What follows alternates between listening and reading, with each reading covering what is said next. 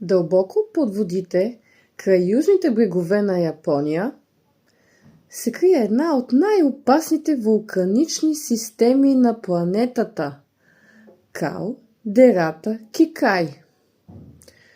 Тя е гигантска структура с диаметър около 19 км и с вулканична система, простираща се на десетки километри. Кикай не е обикновен вулкан, а е каледра, образувана след колосално изригване преди 7000 години.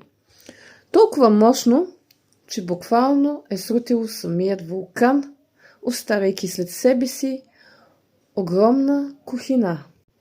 Всичко живо в радиус 150 км е било моментално изпепелено.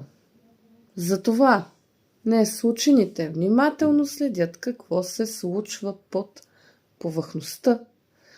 С сонари и подводни роботи те установяват, че под каледрата отново се натрупва магма.